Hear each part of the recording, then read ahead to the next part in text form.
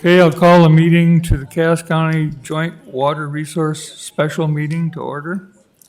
And we are going to start with Joel Paulson going over the action to be awarded today. Okay. Well, thank you, Mr. Chair, and thank you, members of the board. I have one item for you to consider today, and that is the selection of a proposer for the P3 portion of the Diversion Authority program. So I'll just jump right in, and I'll do a brief presentation, certainly open it up for any questions, and then it'll be up for the board to concur if the board would like to move forward. So, on January 15th, 2021, the Diversion Authority released the final request for proposals to design, build, finance, operate, and maintain the diversion channel and associated infrastructure work package of the Fargo-Moorhead Metropolitan Area Flood Risk Management Project. On March 24th, 2021, the Diversion Authority received technical proposals from two teams qualified through the request for qualifications process that occurred in 2016. The technical proposals were evaluated over a 2-week period by representatives of each of the member entities comprising the Diversion Authority against established criteria regarding the management of the project, the schedule, and the technical solutions. The Diversion Authority received financial proposals on May 17, 2021 from the same teams. These financial proposals presenting the financial arrangements to design, construct, finance, operate, and maintain the diversion channel were reviewed for accuracy by the Diversion Authority's fiscal agent, Mr. Kent Costin, who is assisted by members of the Ernst & Young Infrastructure Advisors. In accordance with the request for proposals, the resulting technical proposal score and the financial information provided by each team was used to determine a technically adjusted financial proposal score and for the selection of the successful proposer that will be the authority's partner for the next 35 years. Based on the evaluations of technical and financial proposals received and evaluated, and consistent with the evaluation and award requirements of the request for proposals, the Diversion Authority Finance Committee the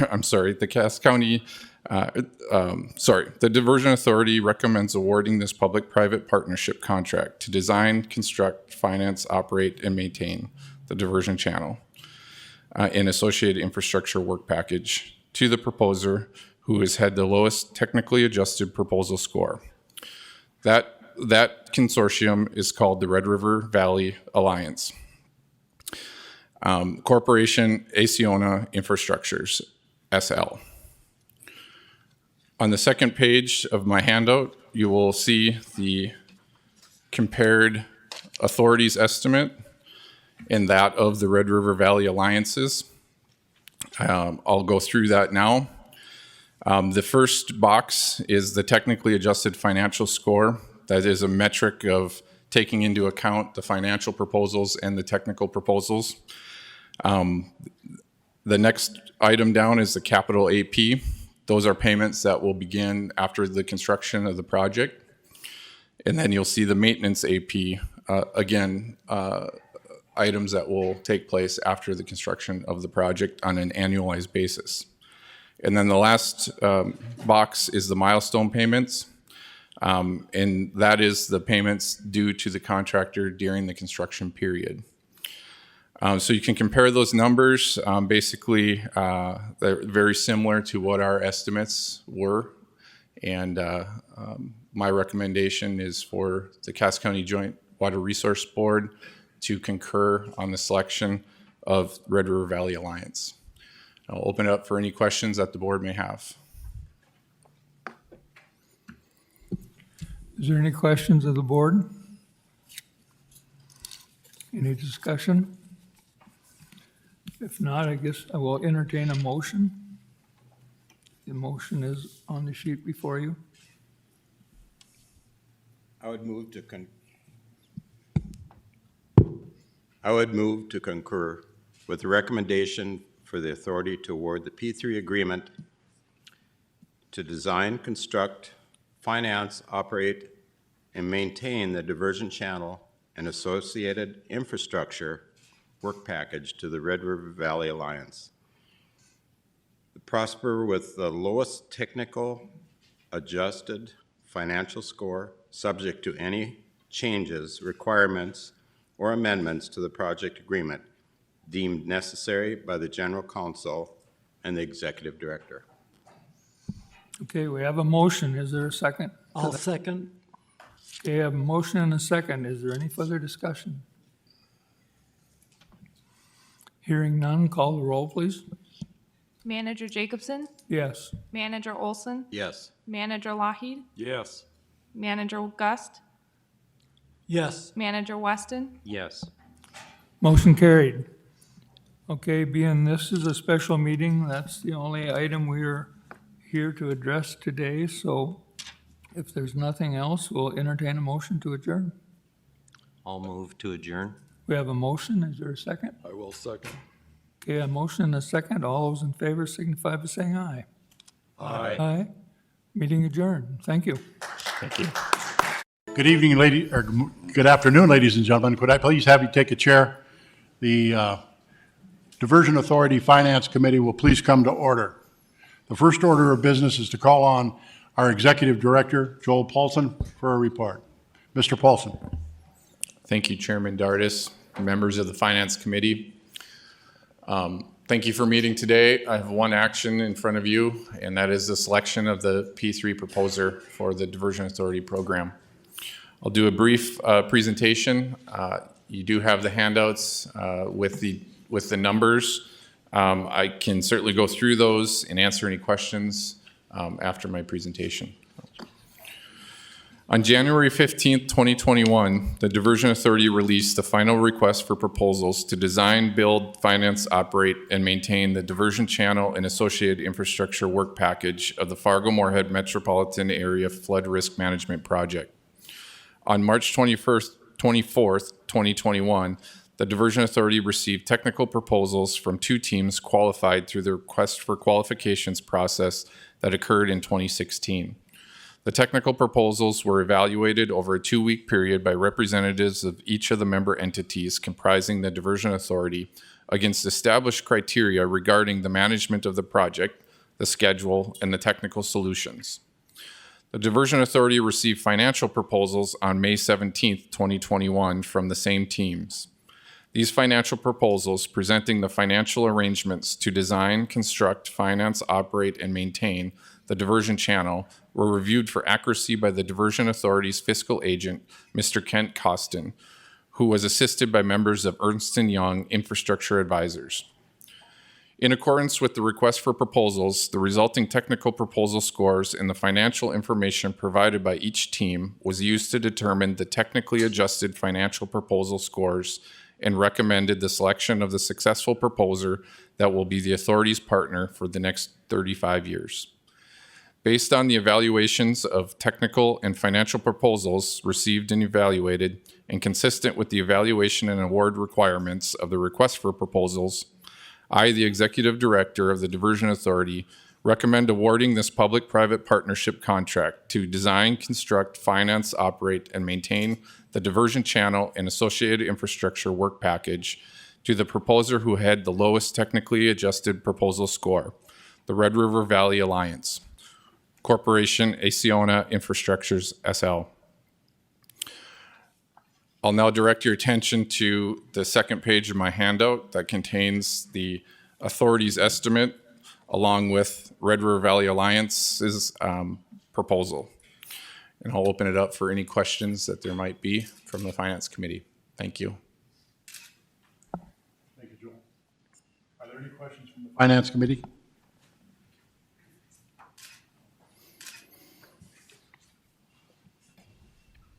Seeing none, the chair recognizes Vice Chairman of the Finance Committee, Rick Steen. Excuse me. Thank you, Mr. Chair. I'd like to move to recommend that the authority award the P3 agreement to design, construct, finance, operate, and maintain the diversion channel and associated infrastructure to Red River Valley Alliance, Corporation Acciona Infrastructure SL, the proposer who had the lowest technical adjusted proposal score, subject to any changes, requirements, and/or amendments to to the project agreement deemed necessary by the General Counsel and the Executive Director. Is there a second? Second. Second by Cass County Chairman Chad Peterson.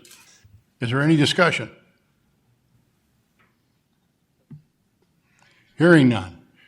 Don, would you please call the roll for the Finance Committee? Mayor Dardis. Yes. Dr. Mahoney. Aye. Mr. Peterson. Yes. Mr. Jacobson. Yes. Mr. Costin. Yes. Ms. Johnson. Mr. Montplaisir. Yes. Mr. Redlinger. Yes. Mr. Steen. Yes. Mr. Gehrig. Mayor Carlson. Don Pipcorn is in for Garrick, please. Okay, I'm the thank you. alternate. I vote aye. Mayor Carlson. Yes. Mr. Reeds. Aye. That is everyone. Thank you, Don. The motion passes. Thank you. On behalf of my being chairman of this committee, I'd like to thank you for all the diligence that the Finance Committee has been put into this effort up to this point. Thank you very much. Adjourned.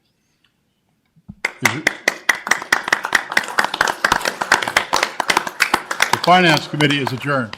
Good afternoon. If everyone could please take your seats, we will be beginning a special Diversion Board of Authority meeting.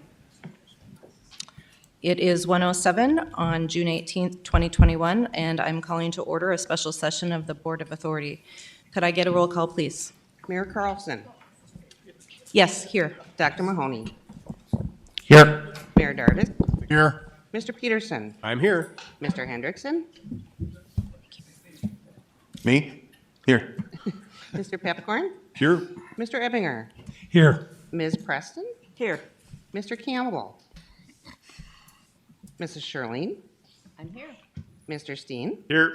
Mr. Olson. Here. Mr. Seldebold. Here. Quorum is present.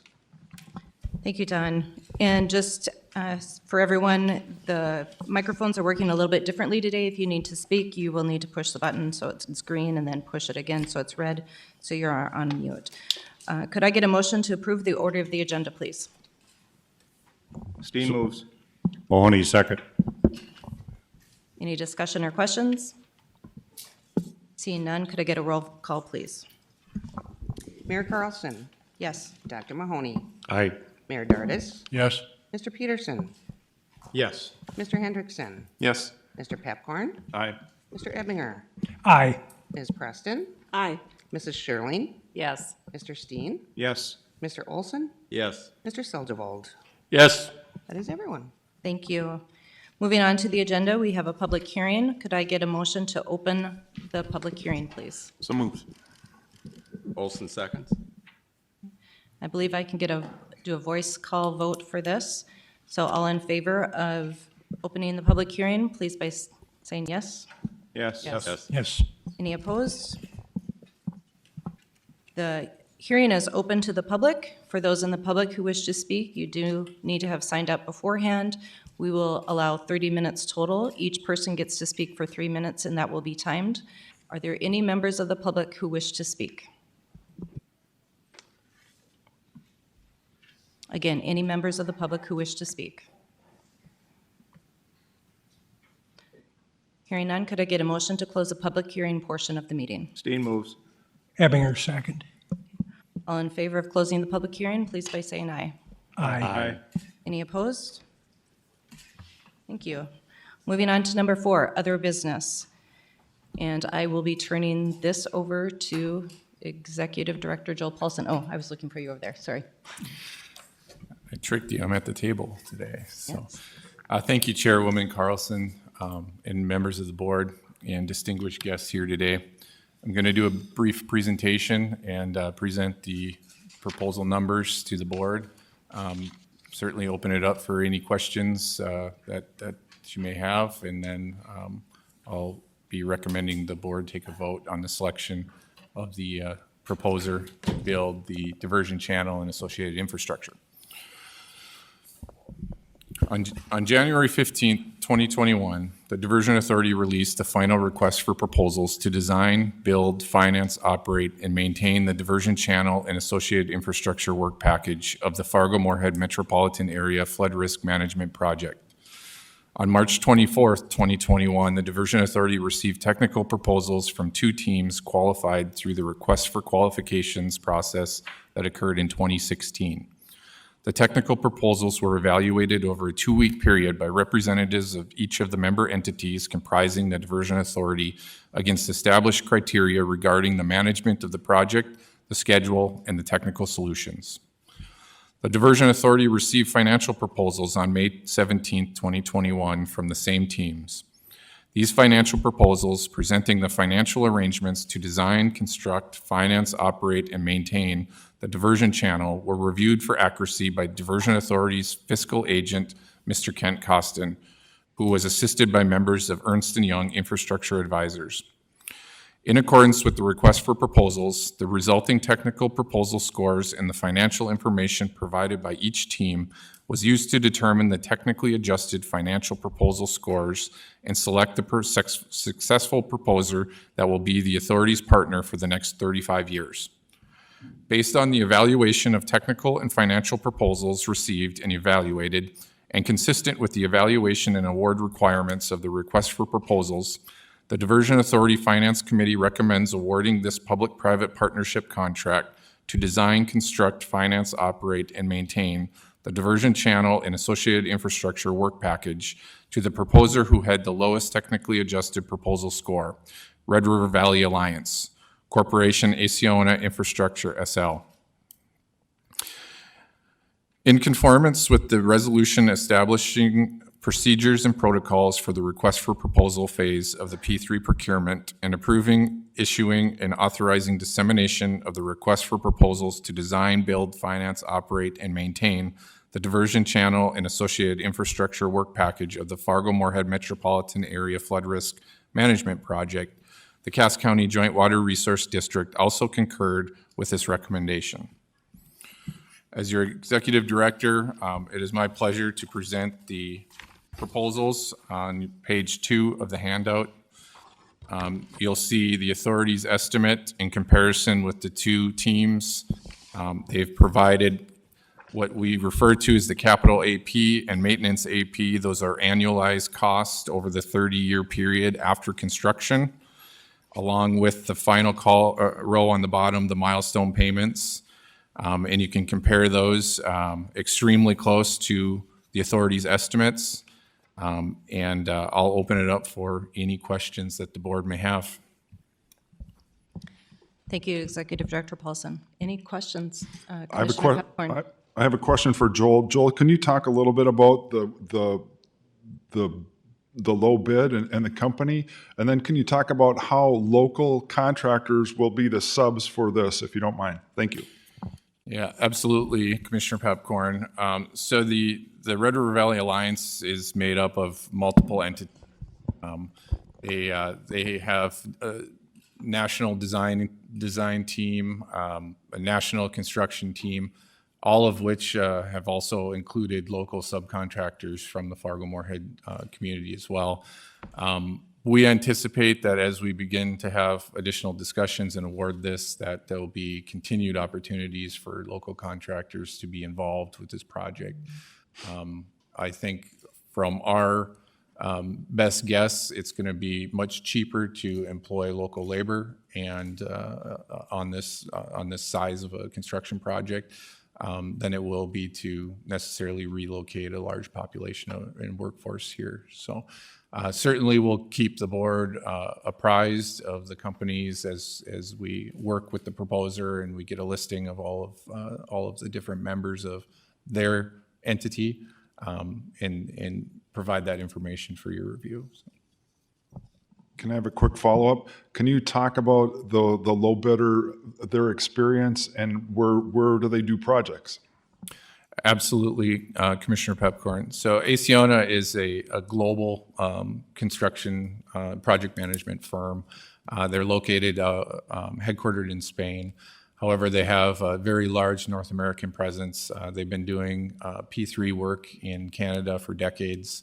We have been working with them through the procurement process for a number of years now.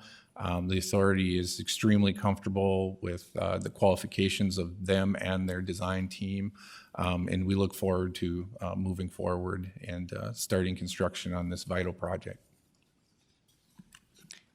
Thank you, Mr. Paulson and Mr. Pepcorn. Any further questions or comments? All right, seeing none, do I have a motion? So moved. Mahoney. Did you want to read the official motion, Mayor Mahoney? You want me to read the motion?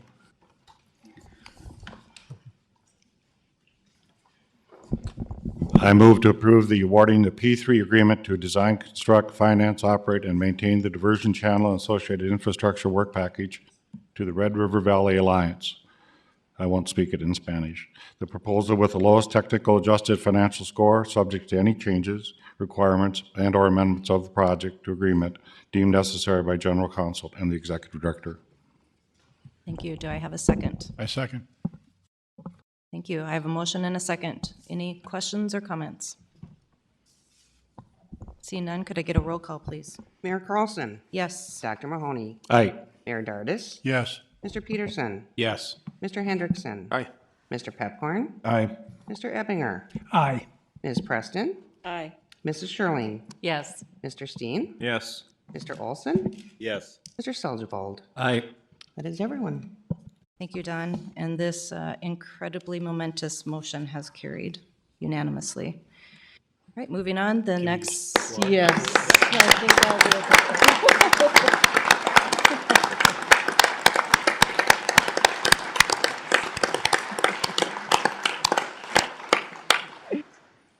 Thank you. Yes, this is incredible. Because I have to stick with my agenda, I just want to announce number 5 on the agenda. Our next meeting of the Board of Directors of the Diversion Authority Board will be June 24th, 2021. Now, could I get a motion to adjourn? Peterson motion. Do I have a second? Second. All right. Special session and meeting has been adjourned. Thank you all.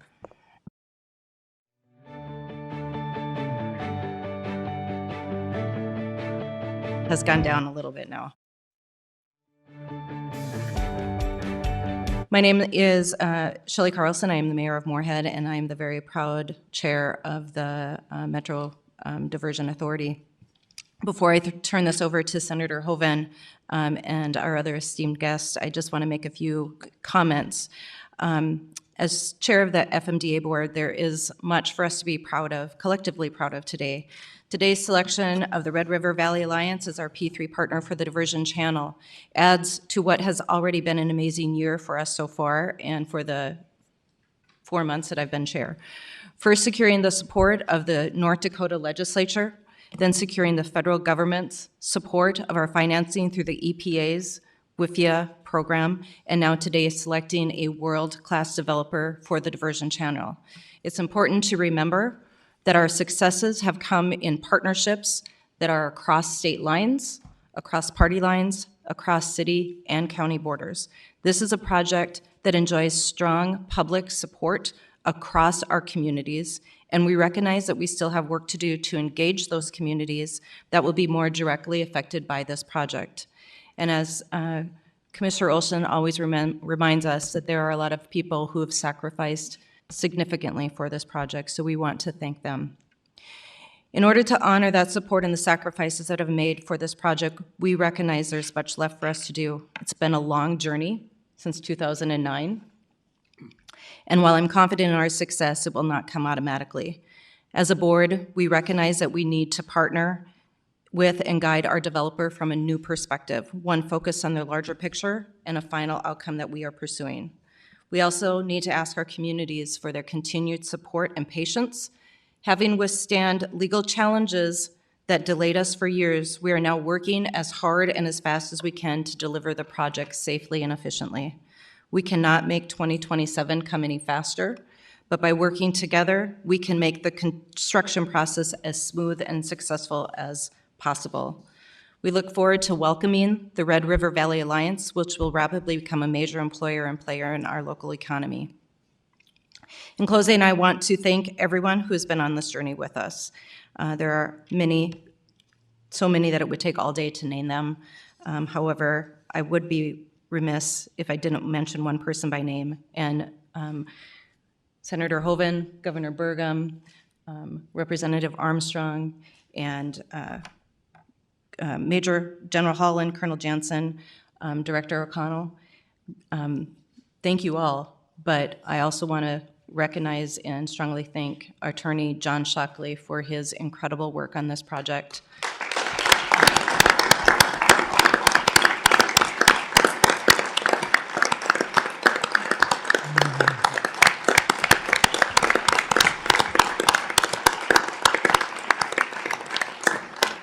So thank you, everyone. And with that, I'd like to turn over to Senator Hoeven. Thank you. Thank you, Mayor Carlson. Thanks for your great leadership. And I think it's amazing, 4 months ago you took over the Diversion Authority, and here we are, just like that, 4 months. Incredible leadership. Big congratulations, everybody. Don't you all feel like clapping a little more? Come on, let's let it out. Congratulations, way to go.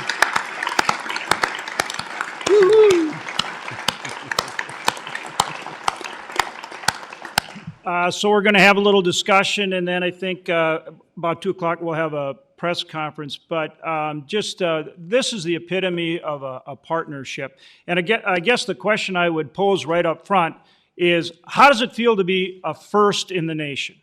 How does it feel, Fargo, West Fargo, Moorhead, Cass, Clay County, Red River Valley, to be the first in the nation? Because that's what this is.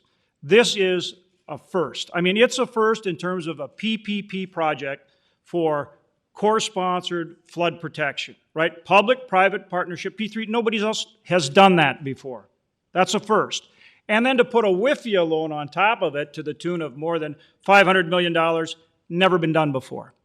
So this is a first in the nation. And I think, as we've talked about before, people from all over the country are going to look at this and say, hey, how do we do that too?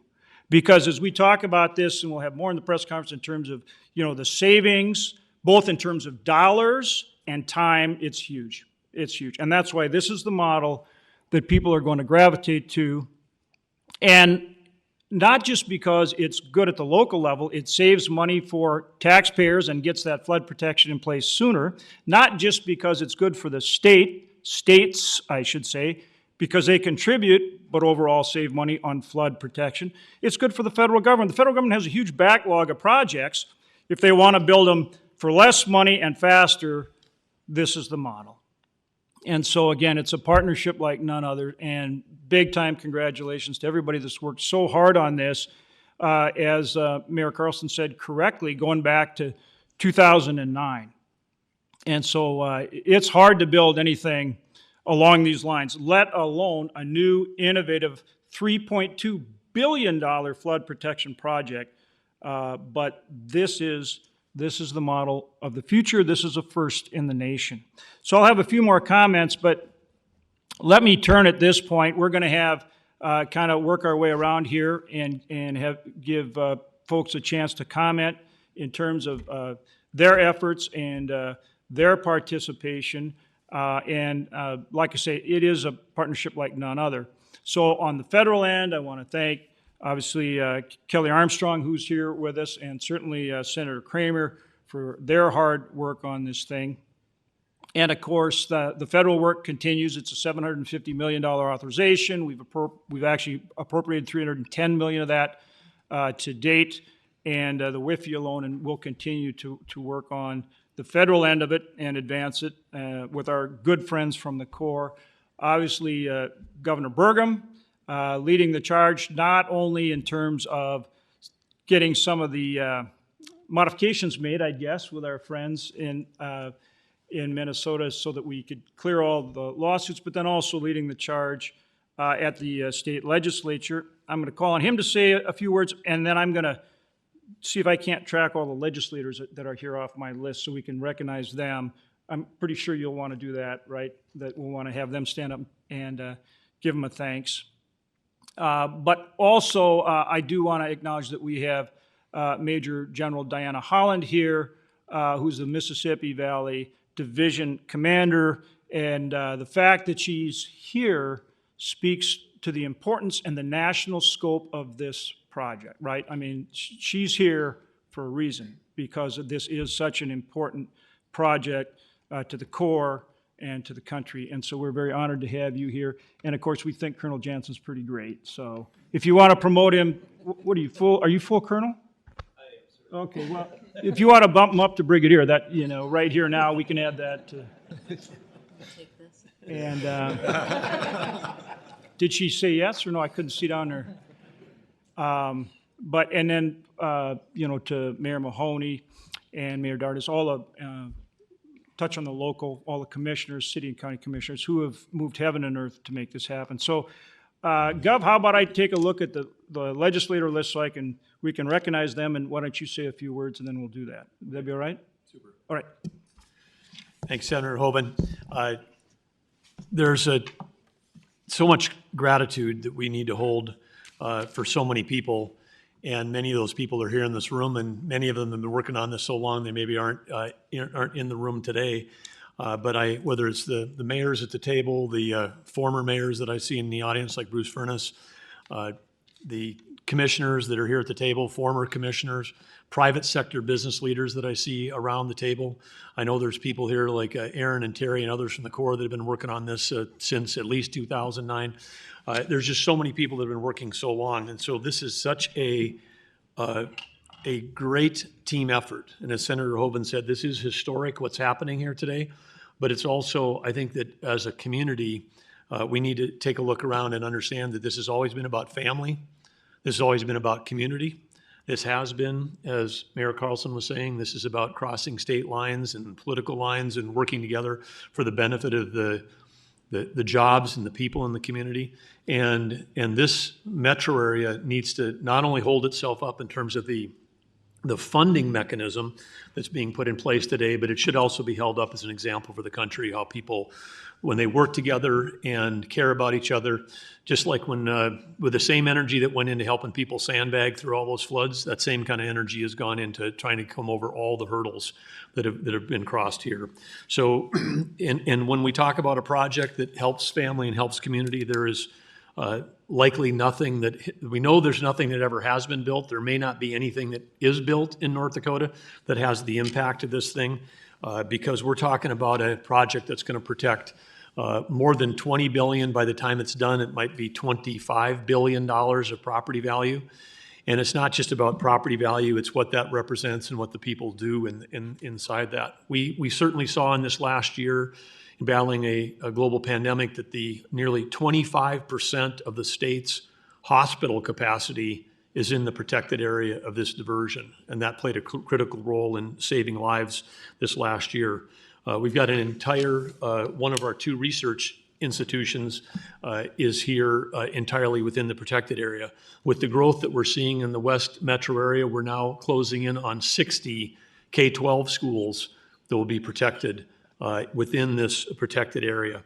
And it's not, again, just about the communities of, Moorhead, Fargo, West Fargo, Horace, Harwood, those communities and the growth in them. But we know that in this community, it's been shared before, Commissioner Peterson has talked about this, but the tens of thousands of people that commute from more than is up to and beyond 60 miles a day to come and work in this community, and what those jobs mean. Because again, this metro area accounts for often over 20% of the sales tax in the state of North Dakota. So this is really a statewide project. Even though it's protecting a community, it's far more than that. And that's why we always knew it was that important. We knew it was that important when this thing stalled out and looked like it didn't have a future. And that's why Governor Dayton and I got together in a conference room over at the Yumcomb Center across the river, and the two of us were in that room, and we said, we've got to figure out a way to get this thing going again. And we agreed, to put together a 16-member task force, 8 from each state, and we spent both governors 8 hours a day, 5 days, plus all of the 16 appointees, and we listened to every idea and every critique and every criticism and every challenge and every problem and every alternative that had been discussed in the decade before. We listened to them all one more time. We came up with a plan B that is, had addressed over 50 different criteria that were brought up and successfully achieved the permit from the Minnesota DNR.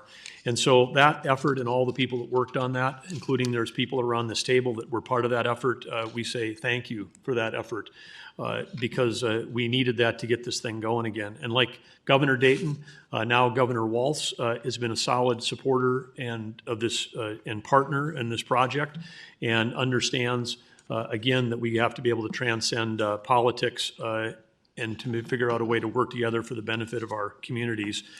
I think the thing that gets lost sometimes when we talk about the size and scale and we start talking around numbers like how many billions of dollars it's going to cost, that people lose sight of the fact about how cost effective this is. Because we do flood protection all over the state. Senator Hoeven knows that. His hometown of Minot was devastated in 2011. There was people here at the table that worked when and understood what we were fighting in 1997, at the time when we saved Fargo-Moorhead, not every home, but saved the community, but we lost Grand Forks. People understand in our state the devastation that can mean. But on this project, this has got some of the highest return on investment of anything that our state water commission or our legislature's ever invested in.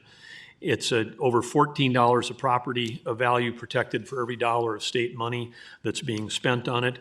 And in that understanding is part of the reason why this spring our legislature, which we're going to acknowledge in a minute and give them a big shout out, but they stepped up and passed a historic bonding bill this spring, which included $435 million for the diversion. That not only fulfilled the state's earlier commitment of $750 million, it expanded it to $870. Well, I think everybody knows we have a conservative legislature and we have an approach in our administration that we want to spend dollars wisely. So why did that number went up? It went up because we can actually save taxpayers money.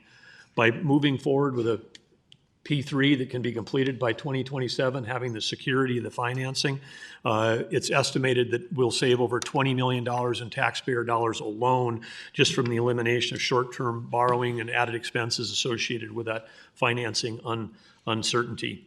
I know that there are a number here, we'll compare our lists here, Senator Hoeven, but I know they're not in the room, but I do want to give a shout out to Senate Majority Leader Rich Wardner and House Majority Leader Chet Pollard, who helped champion this. We also had some key leadership here in Fargo, Senator Ron Sorbog, who I know is here.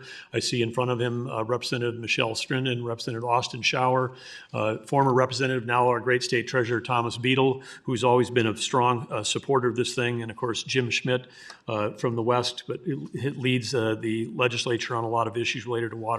That was some of the key leadership there. And if you've got anybody else on your list, I want to take a pause and say thank you to all of our legislators for stepping up and making this historic.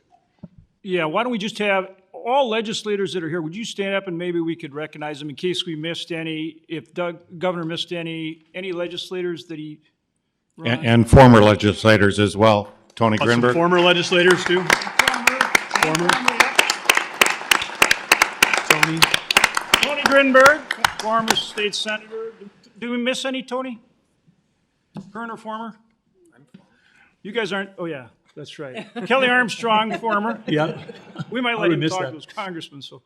All right, guys, But thanks. And I want to say again, but we couldn't have got it done alone at the state level. And part of the reason the state acted is because they know that we have a fantastic CODEL with Senator Hoeven leading the charge, Senator Kramer, Congressman Armstrong, who in the time that he was a senator in the state legislature and was a champion of smart infrastructure.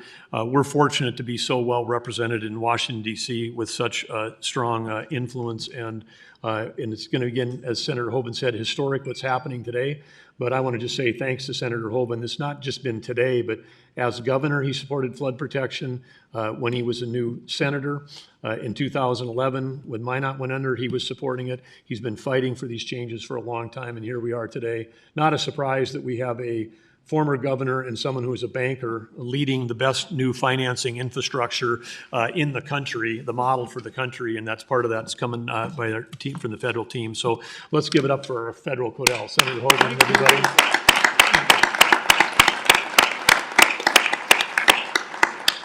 And I would say that, again, I also want to give a shout out too, because there's other federal agencies. I know that there's representatives of the EPA here. We're deeply grateful to their work as well. It was great, along with our senators and Congressman Armstrong to host the new EPA administrator in Bismarck last week. We had great meetings with him, and we appreciate their federal collaboration.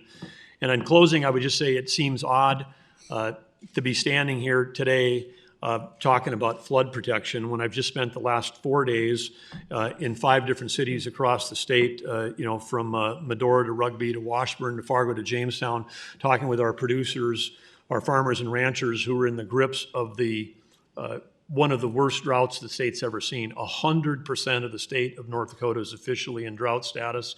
2/3 of the state of North Dakota is in the D3, D4, which is either the extreme or exceptional category. We're staring down the face of billions, if not tens of billions of dollars of potential losses for our farmers and ranchers.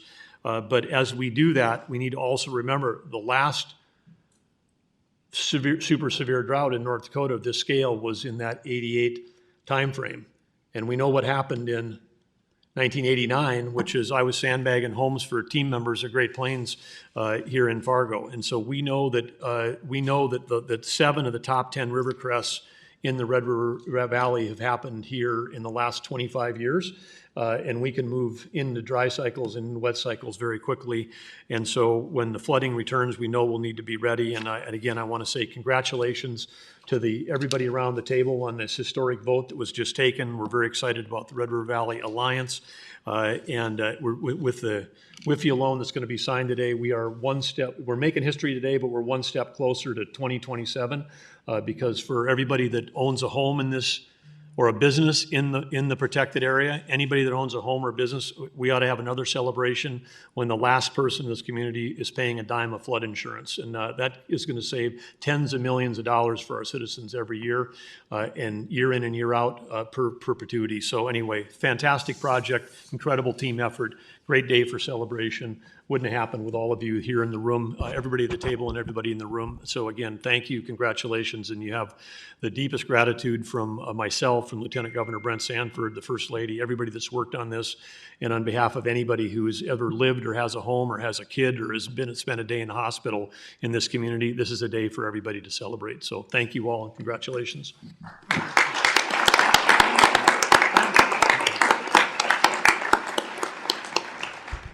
Thanks, Gov, and thanks for your great leadership and getting involved in setting up the Joint Commission that really ironed out some of the issues that were so important to get the litigation done. And so great leadership. Thanks so much. Let me turn to Congressman Kelly Armstrong for some comments at this time. Kelly, thanks for being here and thanks for your commitment to it. And I'll be brief, but I can tell you this project predates my involvement in politics. I feel like I've followed it a long ways. I remember the first person to ever speak to me about the diversion was Senator Tony Grinberg behind his desk on the floor of the North Dakota legislature in 2013. The first person to ever, I don't know if lecture or stern talking to is the right way to say it, to talk to me in that manner about the diversion long before he ever became the mayor of West Fargo was my good friend Bernie Dardis, almost in the exact spot in the state Senate legislature. And I came up and I was a new senator from the western part of the state, and we were going through a whole different type of infrastructure struggle and really recognize how long of project this is coming. And I think that's probably one thing that has impressed me the most as this has moved on is the tenacity of this community and the state and everybody involved. We have cycled through elected officials in every single area that this project comes from, governor to senator to congressman to members of the Senate to members of the House. But the project has moved forward, and I would be remiss if I didn't say the tenacity of Senator Hoeven and his knowledge of how all of this stuff works and how to put a project like this together. And where we are at right now, from where we were in 2013 when I first started being in the project is truly amazing, and it's because there's a lot of people that have done a lot of hard work. The lawyer is only 24.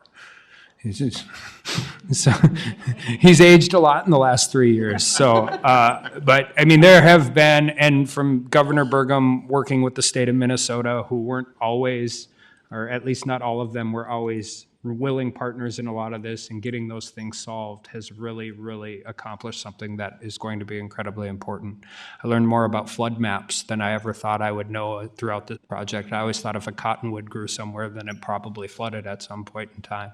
But learning how valuable it is to the entire state of North Dakota and our economy and our communities has just been, it's really been a rewarding project to be a part of, and I just really appreciate the opportunity to be here. Thanks, Kelly. Appreciate it. And you're right.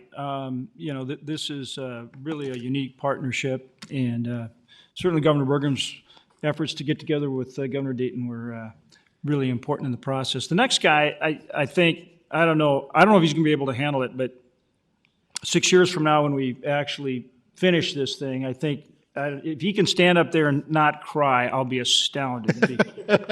Talk about somebody who's just had his heart and soul in this project since 2011. And I think he's given out 1,000 of those vests that he used to give out. And I think he actually he'll kind of miss the sandbagging, actually, but he won't say that. Mayor Mahoney, we've actually passed more than 12 pieces of legislation. And I think before every single one, you called me and said, hey, we need to pass, or we need this.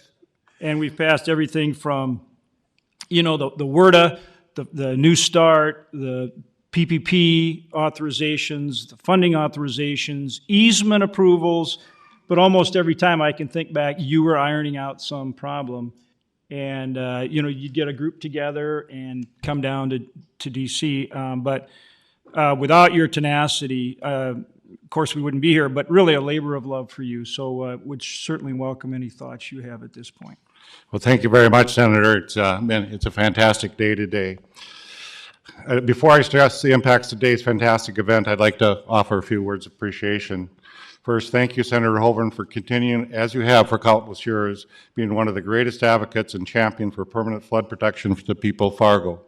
We'd serve you up a problem, you serve him up alphabet soup and figure out a way to solve it, but you always had a way of coming around the corner and figuring it out. And thank you, Governor Burgum, for your willingness to work collaboratively with many of the stakeholders via the task force and your support in the funding and getting this project to move forward. Had you not done that task force, I think we still would be in litigation and still have issues at this time. I also want to thank all the state legislative team that came up with the bonding idea. For our team, that's fantastic. We saved mileage because we had to go out to the legislative body every 2 years and beg for money. And now we've got the money in hand, and that's fantastic for our project. So the leadership and the foresight of the legislative team has just been fantastic. Very, very appreciative. Thank you, Representative Armstrong, for your support and long journey through your time in North Dakota and now in your service to Washington. To all our partners and friends in the U.S. Corps of Engineers, you have stuck with us and been consistent advocates on our behalf. We could have not asked for a better partner. I also must appreciate all the partners around the table that sit at this table, as well as the former mayors Judd, former mayors Williams and Furness that sit around here as well. And to our partners in Cass County and our rural residents as well. Thanks for the Diversion Authority staff and consultants, along with the members of Team Fargo, who have invested countless hours in making the diversion project possible. If you don't know it, we have over 300 consultants that are working in the community at this time on this project. I would also like to remind you of Mark Bittner was our first engineer on this, and Nathan Beerbohm on our Fargo engineering team for his passion, expertise, and calm leadership as our lead engineer for in-town flood protection efforts. Nathan, are you over there? Can you stand up, please, so they can see you?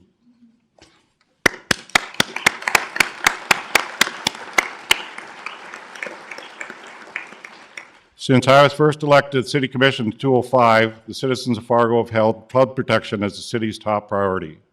We know that many sacrifices have been made by our residents and businesses for the sake of all of us. Since 2009, 258 in-town properties in Fargo have been acquired to achieve permanent flood protection. Even more incredibly, there were 120 properties acquired before 2009. Just take a second to think about that. Hundreds of people's homes have been given up to ensure the safety and the continued prosperity for all. We also have to reflect for a moment on an immeasurable amount of time and energy given freely to create and place tens of millions of sandbags by our community members throughout the years. We are truly blessed to have witnessed these selfless acts time and time again. There are 3 elements of work that are required to make the diversion project successfully function: the city and the county, the Corps, and the P3 developers. Let's take them one at a time. Number 1, over the last decade, let us be clear, Fargo and Cass County did our part. Specifically in Fargo, we have been successful in building over 21 flood walls in town. We are now rapidly approaching the completion of our levees necessary to allow the FM diversion project to successfully operate. Number 2, the Corps of Engineers projects have been under construction for the last few years here and continues rapid progress. On time, a bit ahead of budget, right? Yeah. Number 3, with today's announcement of the selected P3 developer, we'll bring to the table the last piece needed to complete the plan to once and for all achieve permanent flood protection for this region. Often people wonder, how do they fit in all this? What does the construction of a project mean to you, your neighbors, and your children? It means the realization of a vision of Fargo Metro, which may be seemingly impossible only a decade ago, will become a reality in the next 6 years. It means Fargo Metro without flooding uncertainties residents have been living under generations. One where the thoughts of the future include beautiful plazas, new developments, performing arts center, an expanded Fargo Dome, not trap eggs, clay levees, and mountains of sand. It means Fargo Metro, which is finally on the level playing field with the other growing and dynamic communities, not a place with additional hurdles to consider when building and expanding, where developers are asked which property is best for my business and not where could I build to avoid flooding. It means a Fargo Metro that is truly the upper Midwest's brightest star and now fully ready to flourish and become a player on the international arena. One where flooding will never again place great things that we can accomplish on the back burner. It means a Fargo Metro where Sandbag Central is a name you read about in history books, not in the newspaper. One where resolve and selflessness of our people will not be called upon year in and year out. So what does today's announcement mean for the current and future residents of Fargo Metro? It means a better and safer place to live, to work, and to explore. This is the beginning of a new and exciting chapter in the history of the Fargo-Moorhead Metro. And because our future is so bright in the Metro, Roger, I have made sure everybody at the table has sunglasses.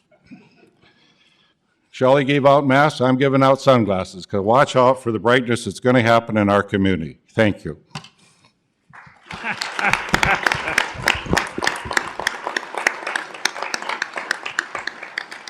Gone from those vests to shades. That's good. That's good. Bright future. Okay, let's go to Cass County Chairman Chad Peterson. And since you're sitting next to Mary Sherling, Commissioner Sherling, who did such a great job of leading this diversion authority, if you want, in addition to facing the crowd so everybody can see that great beard, if you want to brag her up for just a little bit, you go right ahead. Mary, thanks so much for your great leadership and all your work. Well, thank you, Senator. I appreciate your recognition. It really couldn't have been done without all the folks in this room and beyond. It is really a great testament to the cooperative work that we do across the river. And it's not just this project, but we work on a number of other things together. And I just think that we really are a testament to getting things done both in North Dakota and Minnesota. So, but yeah, great day. Very excited that we're all here, and we're gonna see this to the finish line. Thank you, Commissioner. Thank you, Senator. Thank you. First of all, I want to a lot of thanks go around the room over and over, but I think it's important. Thank you to our friends, our federal partners in the Army Corps of Engineers. I have no doubt that a handful of years ago, those of you who were assigned to this project, people like Ms. Williams that got to hear, I get to spend the next 5, 10, 15, 20 years in Fargo, North Dakota, you probably said to yourself, huh. I hope we have proven to you how amazing of a community we are, how little that legal boundary between North Dakota and Minnesota means to us. As Commissioner Sherling just said, we are one community. We always have been, we always will be. So thank you to your partnerships. Senator Hoeven and Senator Klobuchar, I'm sure she'll hear this message too. Thank you. You know we would not be here without you. Not only your leadership as a statewide leader, as a governor, but prior and now as a senator. So thank you for your leadership in Washington, D.C. Congressman Armstrong, you and I have known each other a long time. Thank you for making time to listen to a dummy like me every now and then when I knocked at your door asked for your advocacy, and asked for a little bit of your time. I'm grateful for that, sir. To one of my top 2 favorite governors, see, Senator, I got you covered there. Top 2 favorite governors, Governor Burgum, thank you for your open mind. Thank you for your innovation and accepting and willingness to be innovative.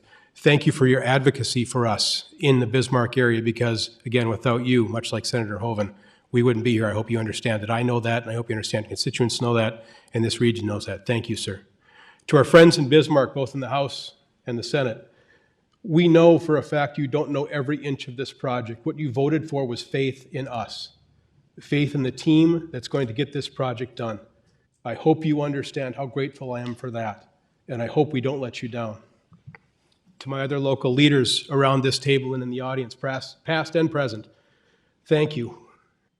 For some of us prior to me, this wasn't as easy of a meeting to have because we had a lot more contention. When I took my commissionship here in 2012, it wasn't easy, but it wasn't as hard as it was after 2009.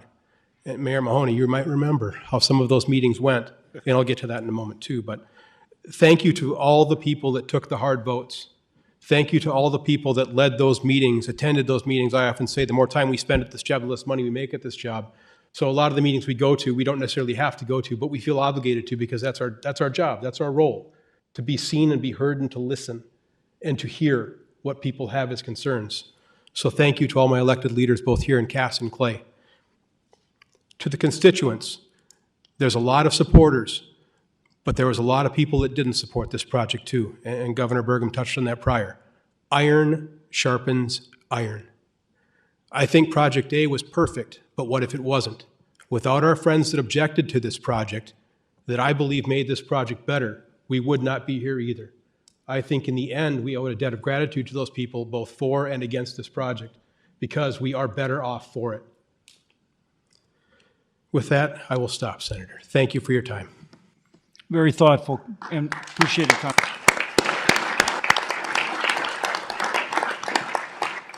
So let's go across the river to Clay County Commission Chairman Dave Ebinger. Dave. Thank you, Senator. Just my luck to come in behind Chad.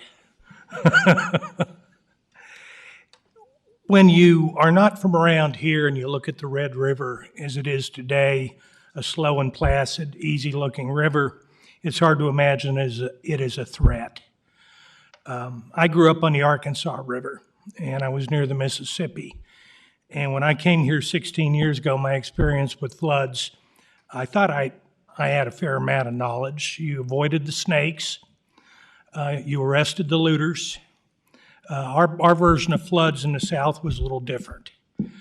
I came up here and I can remember expressing my skepticism about the ability of the red to flood to Dr. Bob Zimmerman, city engineer in Moorhead, and he told me to think of that river as a groove in the bottom of a plate. And when you have more water than that groove can hold, the only place it has to go is everywhere. In 2009, I had the misfortune or good fortune to see an actual presentation of that theory. We had a flood here that stunned us.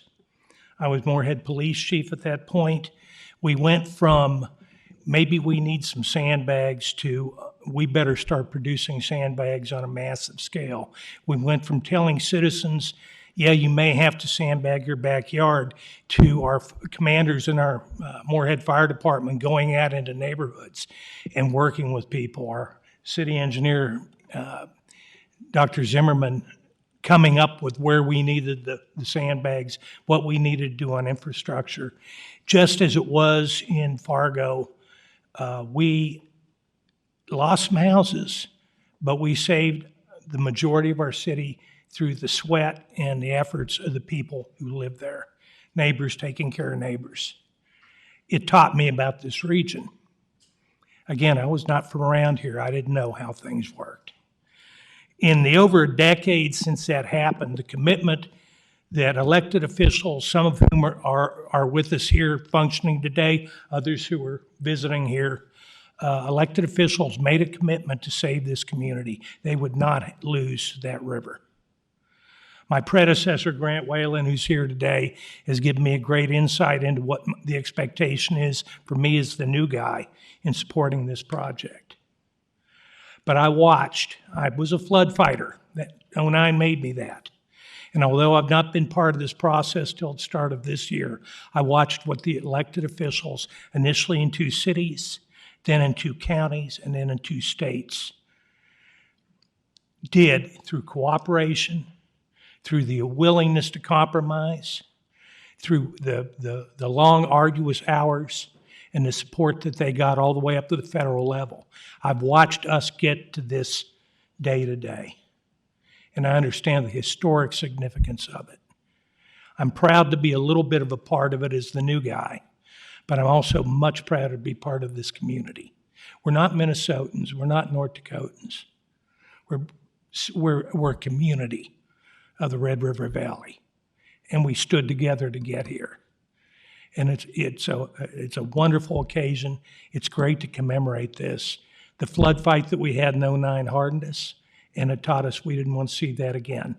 I'd be remiss if I didn't thank my old boss, Mike Redlinger, who was kidnapped from Moorhead several years ago and brought to Fargo. Mike led us through that. It was a tough 2 weeks, and we had a lot of challenges and a lot of issues to deal with. And he led us quietly and effectively through it. I again am grateful for the opportunity to address my experience in this today, and I'm proud to be part of this team. Thank you.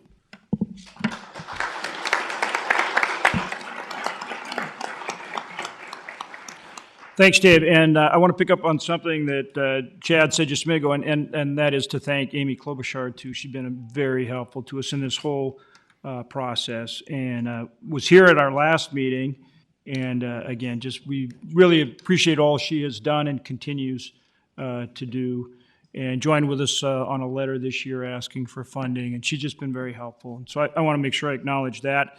And now we're going to swing from the east back to the west. Mayor Bernie Dardis, West Fargo. Thank you, Senator Hoeven.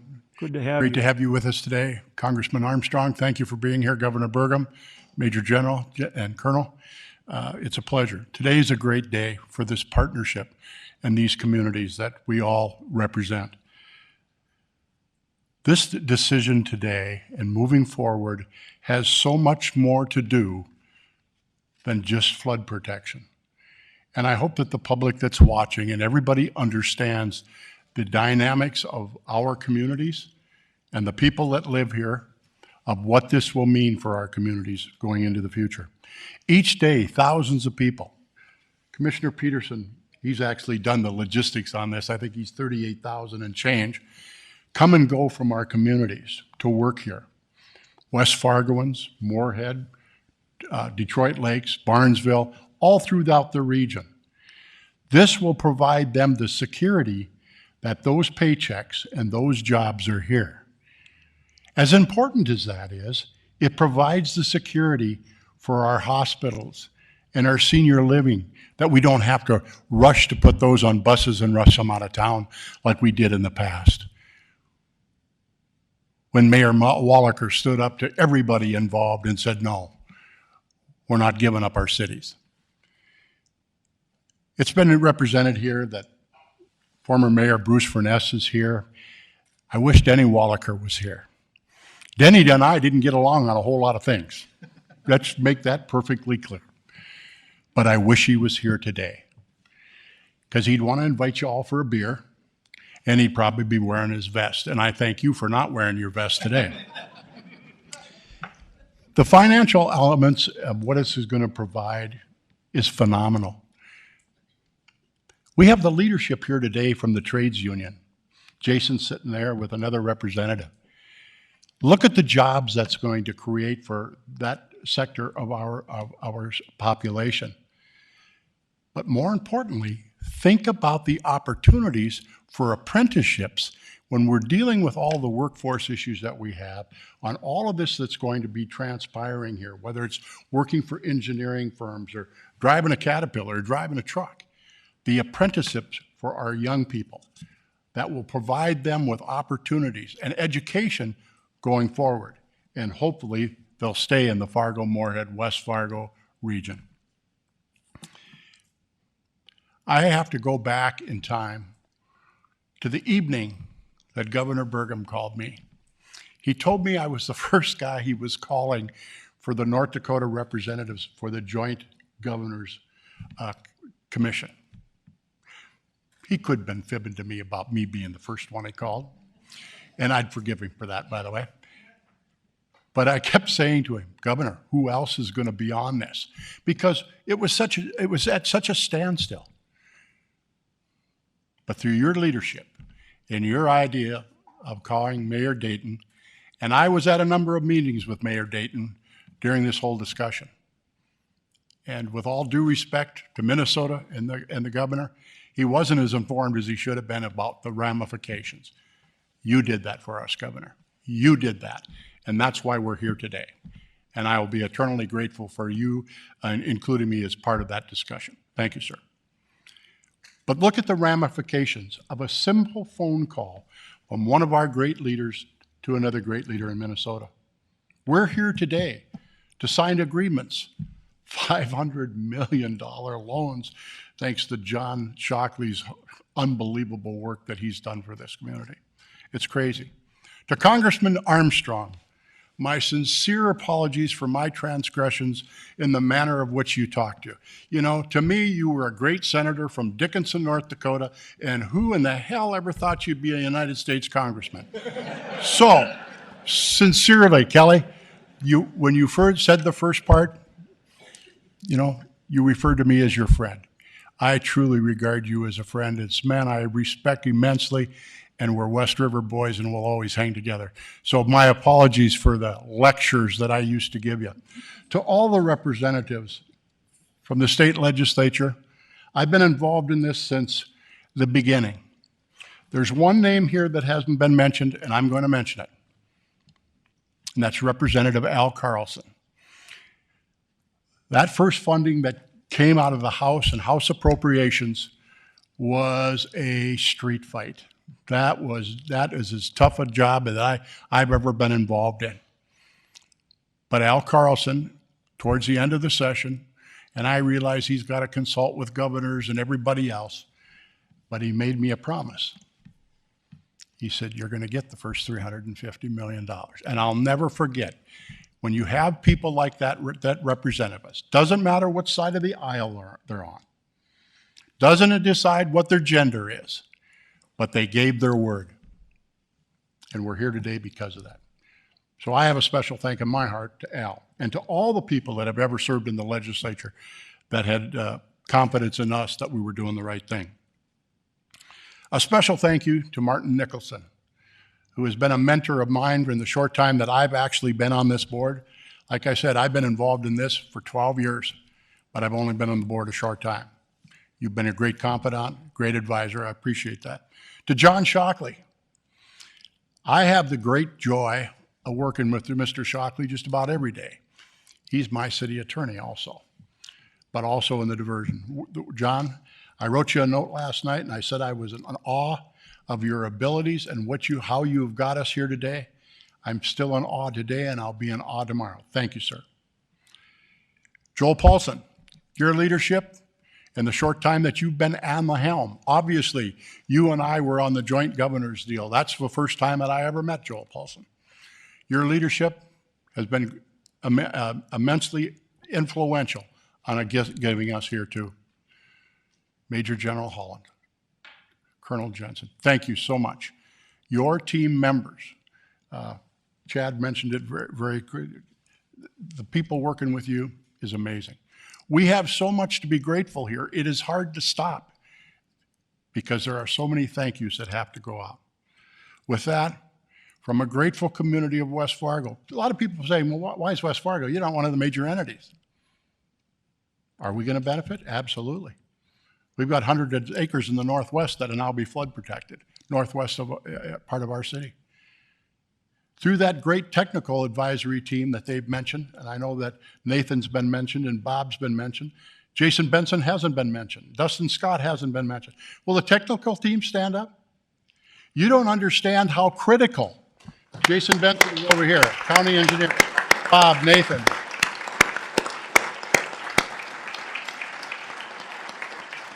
The first analysis of all of the bidding process were done by these men. and their teams. Critical that we're at this point today because of their technical expertise. They put in weeks and weeks and hours. We're here again because of that great team effort of what those men did. So with that, I want to say thank you. Oh, there's one other benefit that West Fargo is going to get. Our neighbors to the east are protected. Our neighbors to the south are protected. We negotiated a deal with the Diversion Authority. West Fargo gets 500,000 cubic feet of dirt. No, we're not going to use it for snowboard piles. That's what Rick's thinking. We're decommissioning all of our lagoons to make our city a better place. That dirt, once that process of decommissioning is done, will fill those lagoons. So there's an effort for the public, again, seeing their tax dollars spent extremely wisely, that dirt that's going to be excavated from the channel has a home. From a grateful community to all of you around the table, to all of you past and present leaders, thank you. Thank you, Mayor Dardis.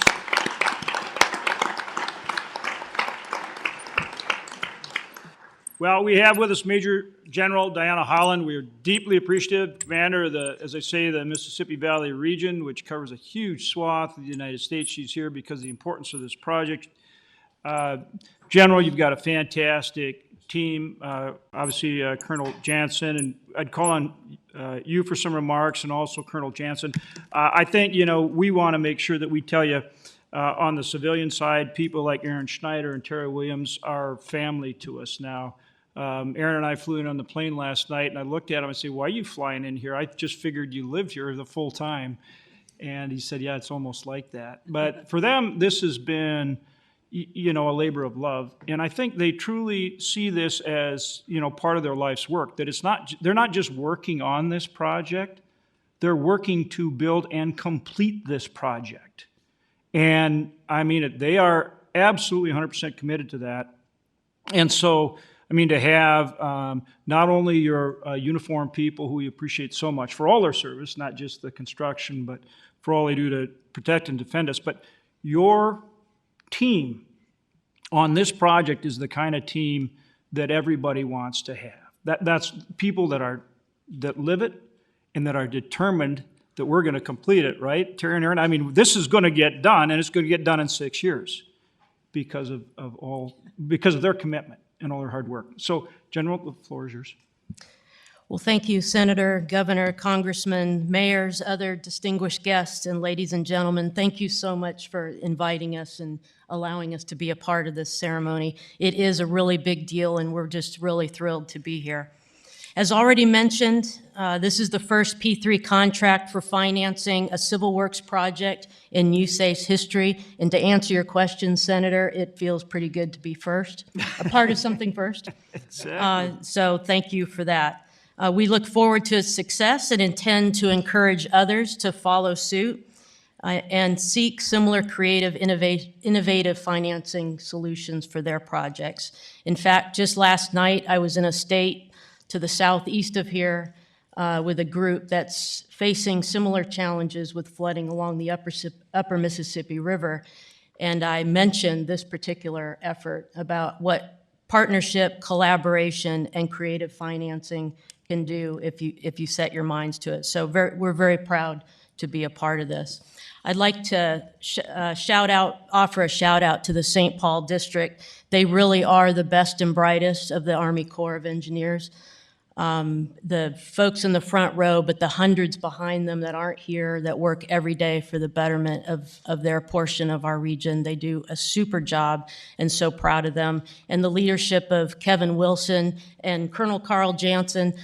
Honestly, I would promote Carl Jansen to general right now. Can we do that right now? I think you'll have to pass some new legislation to give me that authority. So. Right, yes, sir. That'd be great. But no, great leadership, great district, and just really proud that they are the face of the Corps up here.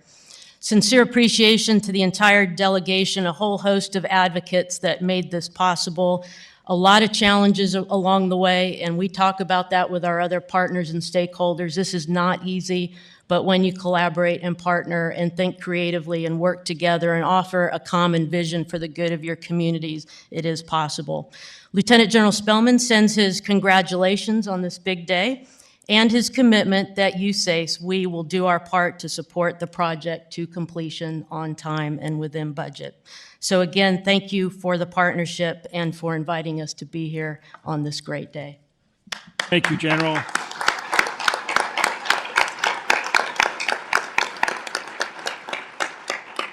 It's really cool that General Spellman knows all about this project. It's not often that, that somebody who's the head of the Corps of Engineers knows intimately all about a project, but it says a lot that he does. Thanks for being here, for your leadership. Colonel Jansen, to you and to Aaron and Terry, I want to give you guys a chance to just say, whatever's on your heart. Sir, thanks very much for this opportunity. It's wonderful to be a part of this terrific celebration, and we're so happy for the entire community and, of course, our partner with the Diversion Authority. This is for our district, and Senator Hoeven touched on this. This is truly a once-in-a-generation opportunity for our people to serve our fellow citizens to this magnitude, and it's not lost on them. This is a wonderful community, Commissioner, and they are honored to serve in this capacity. They're all in. We're in the Army. Our job's to win, and that's what we're going to do here. We're thrilled to be part of a winning team. It truly is. We're going to get a tough job done. We're going to do it well and make it so it's built to last, and that's our commitment. Thank you. And we're very pleased with the Jansen rule. I don't know how many people know about it, but we like the fact that you have implemented the Jansen rule in St. Paul, which is that nobody can work on any other project until the Red River Valley Flood Protection Project is completed. And that is the Jansen rule. We're so pleased. Aaron, Terry, you guys first stand up and face the crowd, and please give these guys, they've lived this project, give them a round of applause and thank them, will you?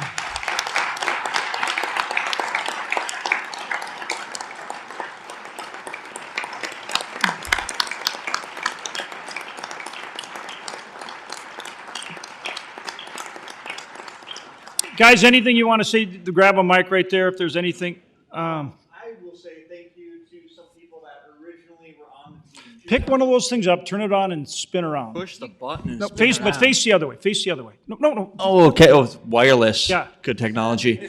All right. So we started this within the Corps of Engineers in 2008, and there were a lot of people here, and tons of people, obviously, that made this happen. But there were some seeds that were planted in 2008 that started this, and then again, 7 years ago, we planted the seed for public-private partnership. So I need to make sure that we get Bob Zimmerman to stand up.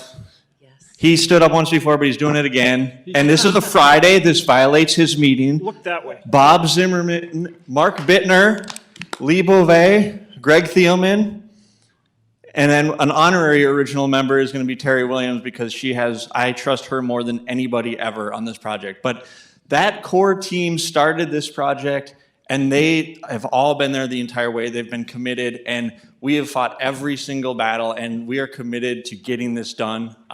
This is definitely a career achievement for many of us, and in public service, if you get to see one project done of any size, it's an accomplishment. To see the first P3 project done within the Army Corps of Engineers ever, to have innovative financing and take a new approach is just something that's a great accomplishment for us all. So I want to thank the original team for everything they did, and Terry Williams for her great leadership over the years. But it's been a wonderful journey, and we're going to get this done, and I look forward to the ribbon cutting in 6 years or so. No. Aaron, it's 6 years. There's no so in that. It's 6 years. The Senator and I have worked hard on that, so we expect the Corps to come through. Yeah. No or so. It's not 6 years or so. It's 6 years. 6 years. Oh, less than six. I got you. Let's see. We're going to wrap up with Joel Paulson. Before I do that, though, I want to just check and see, like Pepcorn. What's that? Yeah. Terry, go. Sorry. Don't let him hog the whole thing. Come on. Are you sure? All right, well, if you change your mind, we're not quite done. So, and we got a mic right there, so I mean it. All right. Pepcorn, do you want to say something? can I say a couple real quick ones? First of all, Daryl Vanyo was your predecessor, and he took the most slings and arrows. Back in the day, he would go into the southern part of the valley, and also from me, so I would like to apologize for that, but I think he deserves a special recognition. And also Roger Olson, I really like, he has kind of represented the landowners, and he is one, and also a lot of his friends and family, and so I think he played a really awesome role in keeping that perspective for all of us. And so I think you deserve some special recognition, so thank you for that. And when the mayor talked about Mayor Wallaker being here, I'm telling you, Mayor Wallaker is here, and if he was here, he'd say, well, what the hell's taking so long? Why don't you guys get this? Yeah, you're right. That's it. Thank you. Thanks, Dave. Roger. Yes. Thank you, Dave. And he's right. You have really been the voice of the landowner. It's been very important. Thank you. It is important. And I look at the opportunity that my Cass County Joint Board gave me several years ago to be a Diversion Authority representative for the Cass County Joint Board. And it's been an awesome experience. And I wouldn't have missed it. Back when we were on a, let's decide how we're going to protect this community. Several things were laid out on the table. And I'm from Leonard. It's where Denny was from. And we're about 100 feet above the valley. So I'm listening to all of these ideas, and I thought, you know what? I'm going to throw this out on the table. Let's see if we can't get a light rail to Leonard so that when Denny says the water's coming, we all get on the light rail and get up to the high ground. But I guess I got to give up on that right now. So anyway, thank you. Thank you for your support, and we really appreciate it. Thank you, Roger. All right. Any of the other commissioners want to add something before we're going to turn it to Joel?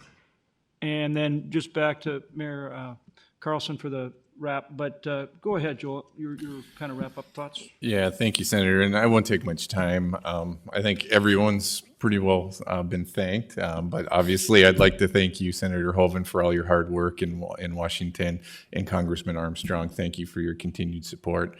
Governor Burgum, our relationship on this program goes back to the governor's task force. And of course, Mayor Dardis is absolutely correct. Without your involvement in intervening in the situation, we certainly wouldn't be where we are today. I just want to share just a little bit of my own personal perspective from last night and this morning.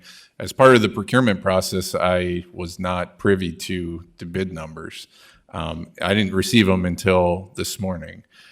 So needless to say, I didn't get much sleep last night because I didn't know what kind of a speech or recommendation I'd be asking the board. But the numbers we got are almost spot on with our estimates. And this has been a process of 3-4 years in the making, hundreds of thousands of labor hours that have gone into this. And so, I would be remiss if I didn't thank the Diversion Authority staff and the consultants that are working on this program on a daily basis. It's through the leadership of this board and through our state and federal leaders that folks like our engineers and our staff and our consultants can do the great work that they're doing. And we're just getting started. We're just starting construction of one of the biggest pieces of this program. And so we got a lot of work to do, but I'm confident that we are in good hands. And we, as Colonel Jansen had said before, we intend to win. And there's no compromise.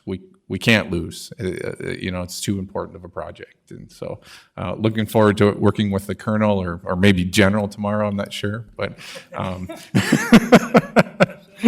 thank you, Senator. Thanks, Joel. Terry, did you decide? Are you unverklumped? Okay. All right. Well, thank you, and God bless you for all your work. Okay. We're going to turn it back to the chairman of the Diversion Authority, Mayor Carlson, for wrap-up, and then we'll have a short press conference outside there. Thank you so much, Senator Hoven, and everyone around the table and all the allies and partners that we have in the audience also.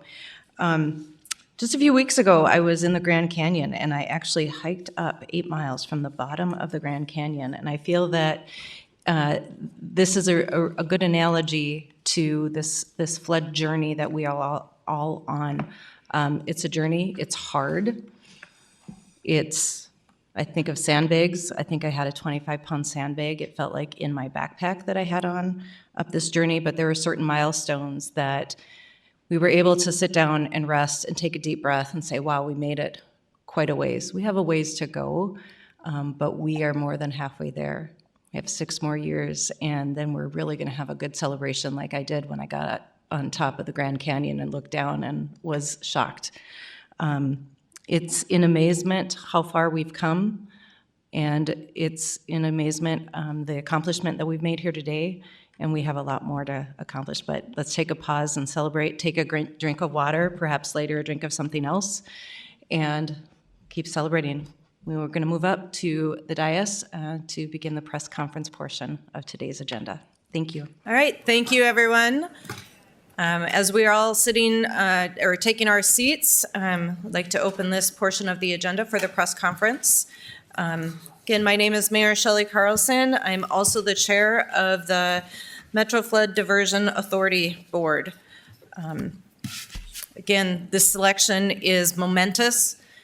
It is the first in the nation. I like to be on the winning team. This is awesome.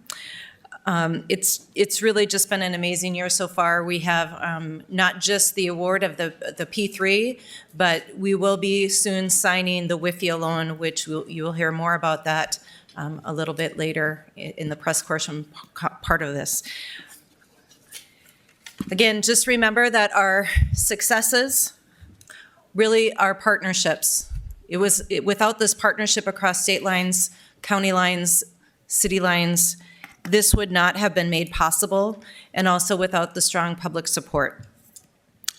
We do recognize that we have a lot of work to do in our communities that are going to be most directly affected by this project, but it's to honor the support and sacrifices that have made thus far on this project that we recognize that there's a lot left for us to do. It's been a long journey since 2009, but I'm confident that we are going to bring this project to fruition and tie a big bow and do a big, huge ribbon cutting in 6 years. So with that, I will turn this over to Senator Hoven. Thanks, Mayor Carlson. Thanks for your great leadership. Thanks to everybody for being here. I'm going to turn it first to the governor for his comments, then I'll make some of my own. There's an old rule, and that is when you're in state, the governor goes first. And me, I'm kind of partial to governors. I am very fond of governors, and I'm particularly fond of this governor, because I don't think we could have a better governor than Governor Doug Burgum. And before I call on him, though, there's another guy I'm really fond of, and somehow I managed to miss him when we did all these recognitions earlier, but he's done so much for this area, for the Fargo, West Fargo metro area, but he's done so much for the state, and I've asked him to help me on a number of occasions. And I was astounded that he would say yes, but he always did. Former Mayor Bruce Furness. Bruce, stand up, will you, and give a wave. I can't think of anybody that epitomizes public service better than Bruce Furness. Thank you, Bruce. And with that, let me turn to our great governor for some comments. Governor Burgum. Great. Thank you, Senator Hoven. Obviously, today is a day of celebration and a day of deep gratitude, but that gratitude goes to so many people over really decades of work. And I'm sure the ideas about this project began even before the 97 flood, but certainly after the 97 flood. I think as citizens in North Dakota, we saw what happened to our neighbor in Grand Forks, what can happen when you have catastrophic flooding where you don't just lose homes, but you lose an entire community. And we saw it happen to Minot in 2011. And I think that solidified the resolve. And this has always been not just about flood protection. This is about families. It's about communities. It's about our future.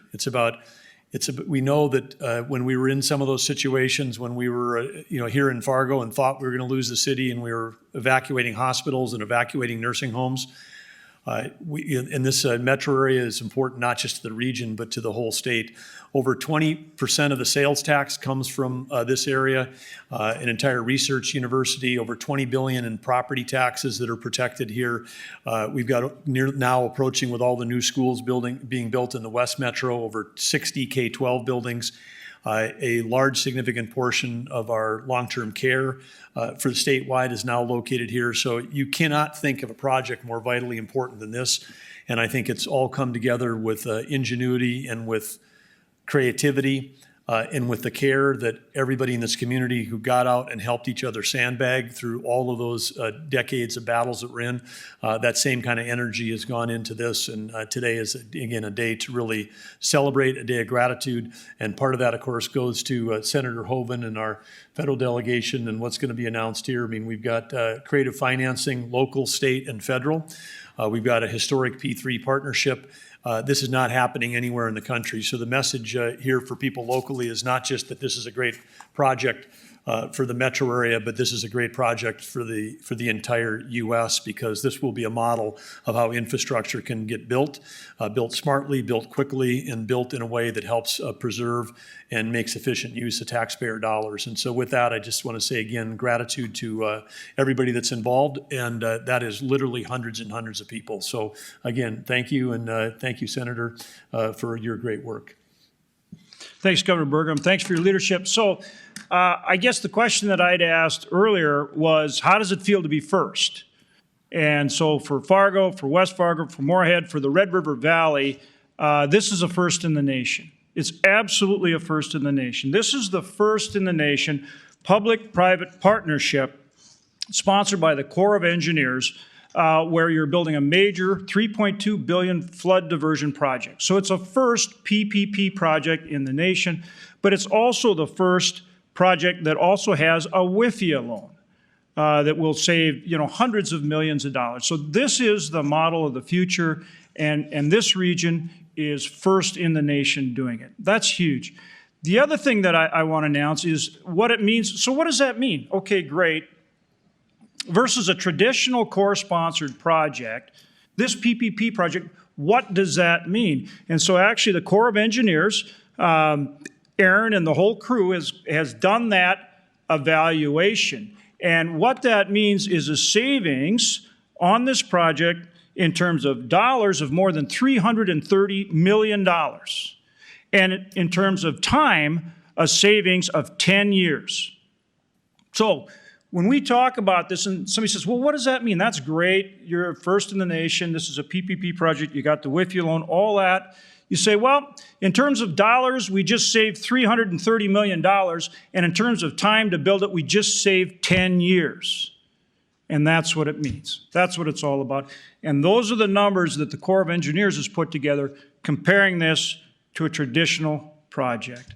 And so when we talk about a unique partnership between this region, between the communities, between Cass and Clay counties, between the states of North Dakota and Minnesota, and the federal involvement, it is a partnership that has created that kind of savings in time and in money.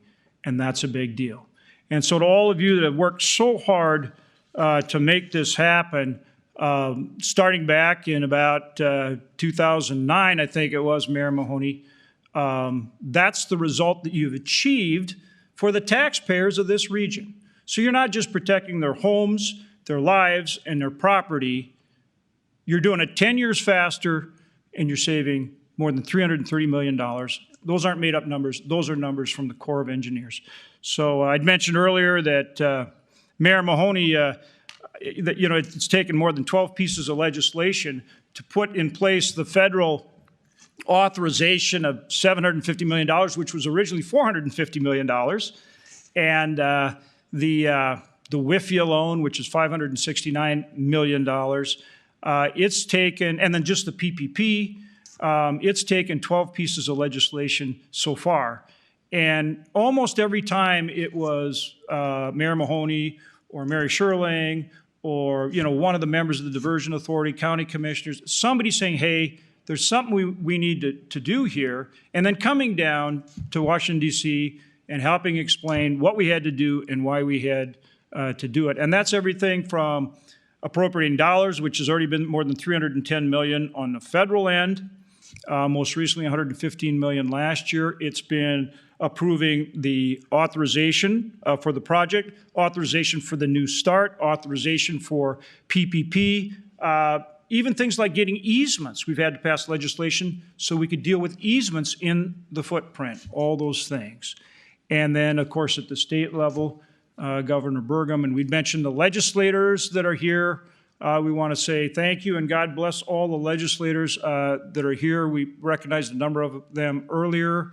But any legislators that are here, stand up, give a wave. Again, we want to thank you. Okay, they're bashful or they left, but wouldn't happen without the and then, of course, at the local level, the cooperation between the cities and the counties. But this is truly, like I say, a first in the nation, and that means a real difference for the people of this region. I should do one other thing before I turn it over to our next speaker, and then there's a ceremonial signing that we'll have in just a minute. We're pleased to have Congressman Kelly Armstrong here. He'll say a few words, but before I turn it over to him, Senator Kramer has a letter. I just want to read that. Dear friends, greetings to all as you gather today to celebrate the announcement of the Metro Flood Diversion Authority P3 partnership and ceremonial signing of the EPA's Water Infrastructure Finance and Innovation Loan. In its management of the public and private financing, along with design, construction, operations, and maintenance, the P3 partnership will ensure the project will be completed and deliver its many benefits to the area for years to come. Likewise, today's signing of the $565.9 million EPA WIFIA loan secures the federal financing for moving ahead with construction. It has taken decades of work by many committed individuals and all associated with the Fargo-Moorhead diversion project for you to reach this point, including West Fargo and the whole region. As full-scale construction moves forward, the goal of permanent flood protection to this area comes closer to becoming a reality. I thank all of you present today for your dedication to this long overdue and essential project, and I want to give a special shout out to Senator Hoeven. Well, that's nice. I'm glad I read the letter. For his tireless shepherding of the federal components of this project. Congratulations on this special day. I send my best wishes for every success as construction moves forward from Senator Kevin Kramer. And Mayor, I'll turn it back to you because I know you want to give a long, glowing introduction of Kelly Armstrong, so I better turn it back to you. Thank you, Senator. Well, Representative Armstrong and I recently met under not great circumstances. I was at a funeral, actually. So this is a much better meeting, our second meeting. I don't have your full resume in front of me, but I do know that you're from the western part of North Dakota, which I actually is also from the western part of North Dakota. So I feel like you and I have commonalities there. So thank you for being here today. It's a great honor to have such great representation from our federal partners, U.S. Army Corps of Engineers, the EPA, and also Governor Burgum. But thank you, and I'll just turn it over to you. Thank you. I don't think it's a secret, or I don't think it's luck that this is the first in the nation project. This started with local community leaders on both sides of the river. This isn't going to come as a shock to everybody, but not everybody in North Dakota lives in the Red River Valley. Not everybody in Minnesota lives in the Red River Valley. Not everybody in the Red River Valley was on board with this project. So this started with local leaders being tireless advocates. And every time there was a stumble or a bump, there was a new group of people and the same old people continuing to do this. And we had a governor who made sure and got the collaboration on both sides of the river to get this project done. And then we had a U.S. Senator who understands how to finance these projects and how to do all of these things. And we have a whole bunch of people that were here earlier and that are still here, and that are some that are no longer with us, that have tirelessly advocated for this project because we know how important it is. I was in Grand Forks in '97 when we lost the town. We can never let that happen. And the only way we don't is by doing this and getting creative and having willing partners at the local, state, private, and federal level. And so I just really appreciate the opportunity to be here, and I really appreciate the support we've gotten from Governor Burgum, Senator Hoeven, and all of the community leaders on both sides of the river. So thanks. Thanks, Kelly. Let's go next to, we had Major General Holland here. She had to catch a plane. But Colonel Jansen, would you like to say, soon to be General Jansen, would you say a few words? Hey, thanks very much, Senator. On behalf of Lieutenant General Spellman, the Chief of Engineers, and Major General Holland, the Commanding General in Mississippi Valley Division, really honored to join the community here today for such an important announcement. The vision of the U.S. Army Corps of Engineers is to engineer solutions for the nation's toughest challenges, and one of those toughest challenges right here in the Fargo-Moorhead metro area. And the P3 project, the P3 idea is one way we can revolutionize the way we address those challenges. And it's fantastic that we can be part of this experience and be leaders for the rest of the country as they follow in Fargo-Moorhead footsteps. Besides the fact that we save time and money, the priority of the Corps of Engineers is public safety, first and foremost. And the 10 years of savings also ensures that people are safer, faster. And that's something also to be celebrated with this idea. The announcement today, I think, is a huge step towards irreversible momentum for the project. And it only came about, I think, because of the very savvy and sophisticated minds behind the P3 within the Corps of Engineers, and especially within the Metro Area Diversion Authority. So thanks for the honor to be here, and congratulations to the community. Sorry, we're going to turn to Joel Paulson, but you might have to let Shockley add a little bit too, and however you think best. Maybe you guys can tag team it. How's that? Yeah, absolutely, Senator.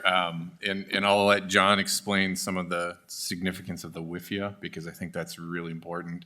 And I guess I'll deliver the news that we did close on the loan today. So we will be having a signing. You might mention how close you came to your estimated number. I think that's absolutely remarkable. Absolutely. So when you look at the bid results that we got, it is almost identical to what our cost estimates were. And keep in mind, these cost estimates were prepared prior to COVID. And in the markets, we've seen significant swings in prices of materials, labor issues, all kinds of different things. And so I think it really says something about the due diligence that was put into this by our team, and the amount of thought and carefulness that they took in preparing the estimate. And of course, we make huge decisions based off of these numbers that we're expecting to need. And to see a bid come in so close to our estimate, and to have all of our financing basically locked up for the P3 portion of this project, and to be able to move into construction with all permits, no litigation, it really is impressive. And I think in my mind, that 10-year period of savings for the P3 versus traditional design bid delivery, there's no doubt we would have another massive event in that 10 years. I mean, we have had 7 of the top 10 floods in the last 2 decades. So there are going to be massive floods that are going to be coming, and the ability to get this done in 6 years is pretty impressive. To provide that safety and that security and have permanent, reliable flood protection, extremely important. So I'll turn it over to John, because I think he's really been the point person when it comes to a lot of the creative financing that's been done on this project. And I think today is a very important day to celebrate the WIFIA loan and what that means for the project. And so I'll turn it over to you, John. Thank you, Joel. And I'd like to just extend a thank you to Senator Hoeven, Governor Burgum, and Congressman Armstrong. Your support for the project has just been unwavering. With respect to the P3, or with respect to the WIFIA loan, when we went after the WIFIA loan a year and a half ago, it was really, a challenge. It was a challenge to the project to look at alternative financing vehicles to really lower that cost of capital for the project. And to get to the finish line today, it means real savings for the community. And this is savings in addition to what we've seen with the P3 With the interest rate that we locked in today, it's about $438 million of interest saved to the community. WIFIA really provides that flexibility for the authority to sculpt its debt and to really take advantage of some of our other funding partners, like the state of North Dakota, like the Army Corps of Engineers, and some of the other and the local financing. And it really allows this program to create a multi-generational project in which you have more than one generation just paying for the project. I'd like to extend my thank you to WIFIA and US EPA. They have been absolutely wonderful to work with. The program provides a great amount of flexibility. Every challenge that we had with respect to the project, they helped overcome. For instance, as a condition to closing on the P3, we need to close on the WIFIA loan first, and we're accomplishing that today. They also worked with us through some of the more unusual, sophisticated portions of our financing package. Traditionally, WIFIA is utilized to finance water projects and storm sewer projects that are financed through rate systems. And we're using sales tax here. So really kudos to the staff at US EPA WIFIA. And thank you to Senator Hoeven for his great support of this program. I know there's a lot of discussion in DC about infrastructure and how these types of programs can benefit the United States as a whole. I think our program really shows what you can do when you work with multiple sources of funding and you use these federal programs to kind of bridge that gap.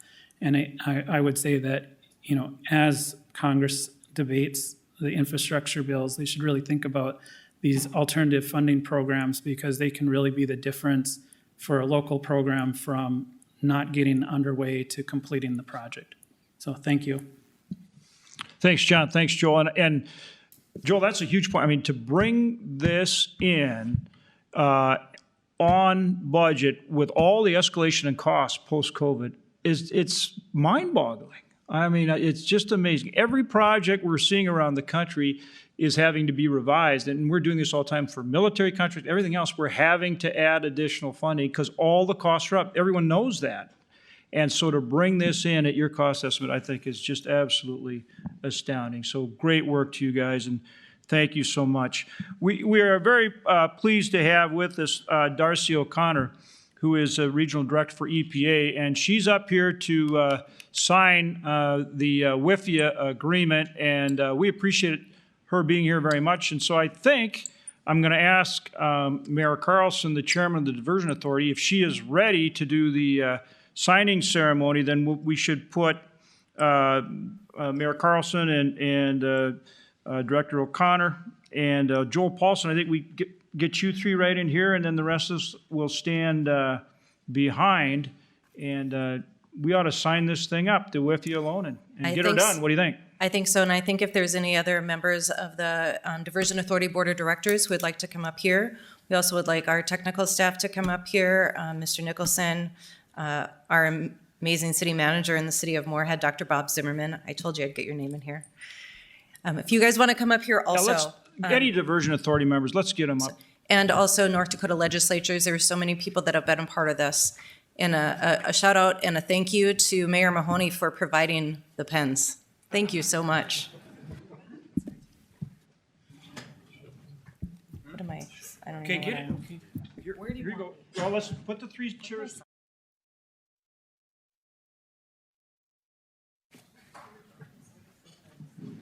We're signing something Verna, here. where's Mahoney? Come on.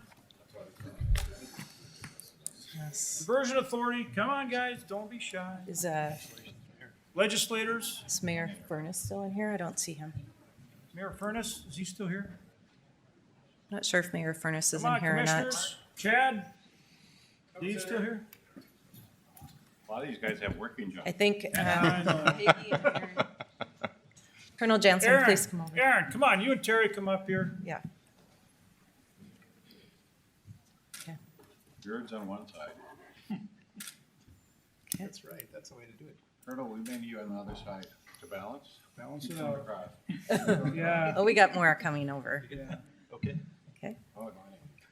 Wait, now, wait. Everybody's bashful. Get in, now, scooch you in. Come on. Scooch. Get in here, scooch.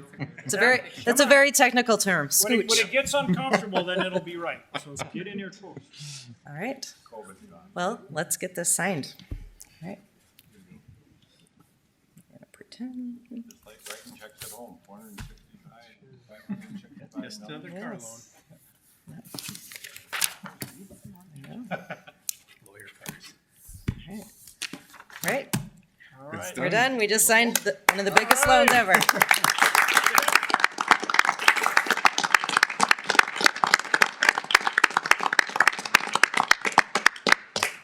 Thank you all. Thank you all. I think the press probably has some questions. I don't know how stressful this is. Chad shaved this morning. It is. I think it was a trim. So, I believe there is a microphone that is circulating around. So if members of the press have a microphone handy and would like to pose questions, feel free.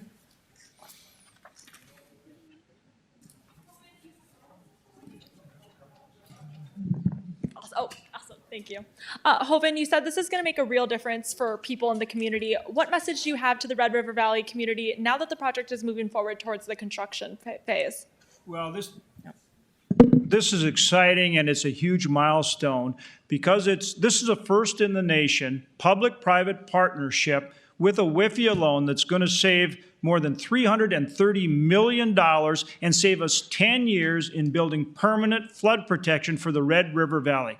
That is a huge win for the people of this region, not only in terms of protecting their lives and their property, but huge savings in terms of the cost of building that flood protection, and it's a model for the nation. This is truly a first in the nation. Awesome. And then,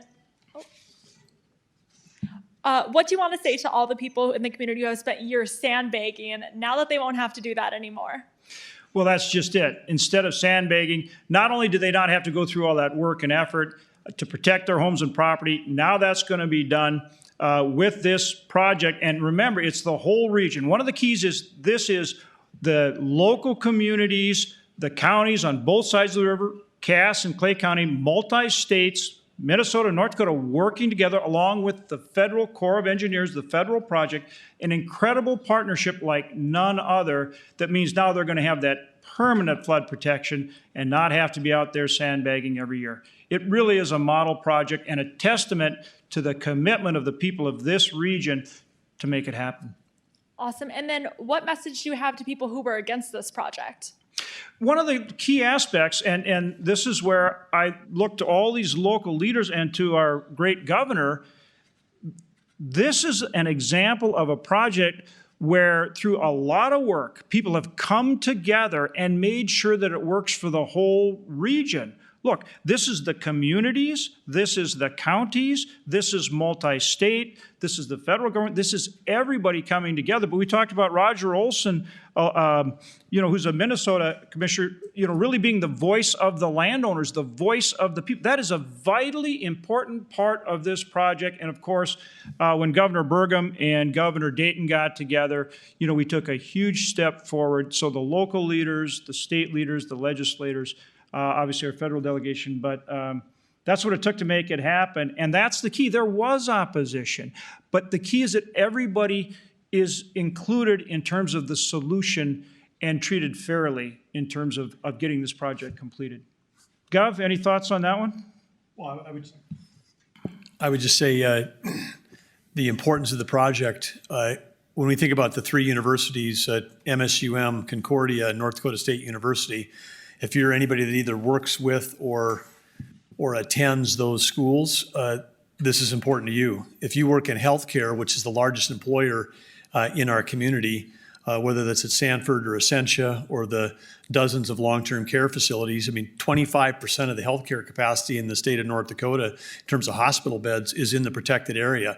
A significant portion of our long-term care beds are in the protected area. And if you're someone who cares about K-12 education, the fastest growing school district in the state is the West Fargo School District, which encompasses Horace and Harwood. So you got three communities there, and which will soon to be the largest in terms of number of students between there and Fargo, and then you throw in Moorhead, we're talking over close to 75 K-12 buildings are in the protected area. So when you think about the impact of this metro area and what it means just on the North Dakota side, close to 20% of the sales tax in the state, and we'd have to look no further than Minot in 2011 and Grand Forks in 1997, where we saw in our state, it's not theoretical, we saw entire communities wiped out by this. And so this is, when we talk about building this thing cheaper, hundreds of millions of dollars cheaper, and 10 years faster, that's 10 years sooner that every citizen that's paying flood insurance now will no longer have to pay flood insurance. That's 10 years less risk for businesses that want to expand and put capital into their businesses and grow because they're confident. And I think when you look out of the next 50 years, people are going to look back on today and you're going to say, this is a day in history, because if you look at the population of Winnipeg, when it really took off and it started to grow, it took off after Winnipeg completed their diversion in the 1960s. And I think the metro area has been incredibly successful, but the future today got a lot brighter, because when you de-risk a community, that creates jobs, it creates confidence for families, it creates everything. And so you cannot underestimate how vitally important the project is, and you can't underestimate how historic today is. And again, there's so many people here, but big thank you to Senator Hoeven and all the work they've done on the federal work. Thanks to all the legislators that came through this year with a bonding package to support this bill.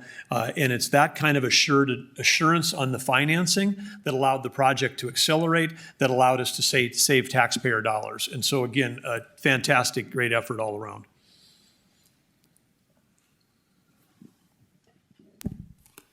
Thank you. Are there any other questions that would like to be posed from the press?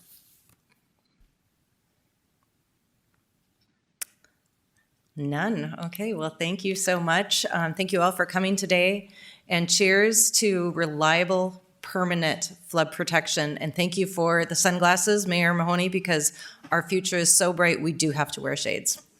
Well done.